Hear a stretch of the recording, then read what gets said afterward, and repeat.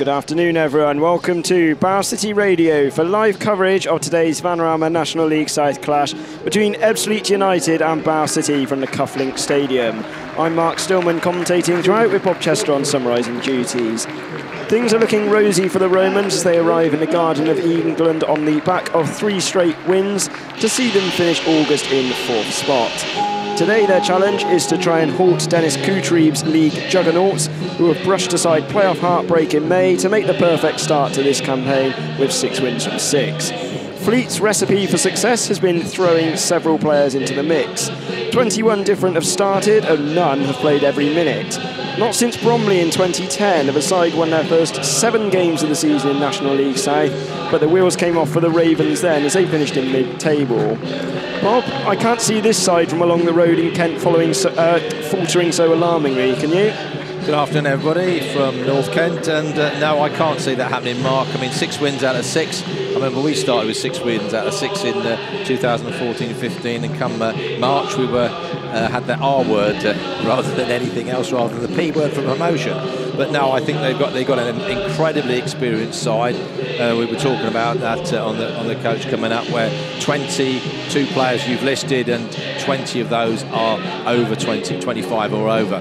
So they're a very, very experienced squad, and they know this division. They've been unfortunate not to get promotion, perhaps last season losing the playoffs. Very, very good side, very, very good setup, and I can't see them faltering. They must be everybody's favourites, but you never know. There's 1/7 of the season gone with 6 games gone, so there's still 35 games to go. That's 105 points, lots to play for. Lots going to happen between now and the end of April. It's going to be Bow City. Look like they'll be getting the game underway. Rather, they'll be attacking from left to right towards the old plough end. Luke Spokes and Chris Lines over the top of the ball. Yeah. Getting themselves in the position. Jerry Gill meets one of the assistants, Elliot Mayer. The music dies down. Crowd, a good one, 4 figures surely. They had 1,700 against Dover. Not sure he'll hit that height. Bow City hopefully have come in their numbers. Referee checks everything is in order. Ben Atkinson. And the game kicks off. Lines plays it to Rains in the right back position up to halfway. He plays it back inside to Lines. It's immediately pressed a little from Tanner. Back to Rains again, and he's pressed even quicker from Monlouis. No real urgency to press, so you can't hurt them from there. It's now Greenslade again on the left-hand side.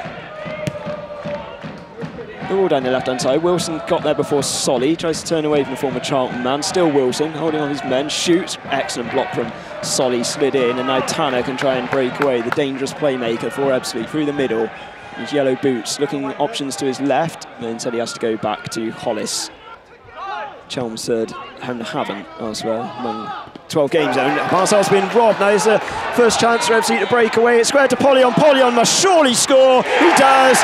One mistake at the back from Bow City. Parcell was robbed after so much controlled play. That's really out of character from both teams. And Polyon, who scored twice on Monday, scores again, breaks the deadlock. 7 minutes, FC 1, Bow City 0. Well, that was really sad after an excellent start, the 7th minute, and Parcell robbed. And Polyon ended up with an interchanging of passes with the player, and at the end of the day had the simplest of chances to just basically fire it from past Joe Wright from about 12 yards.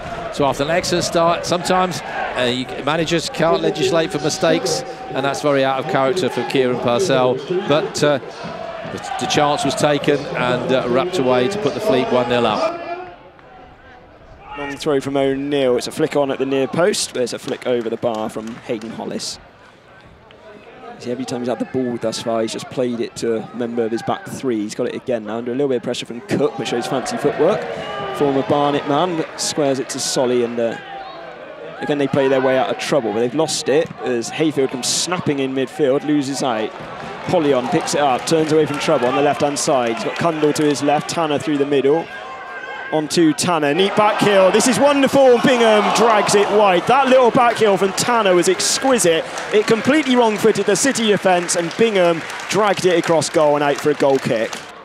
Tried one touch too many, and now Fletcher wins it back inside to Spokes. And a little bit of room on halfway.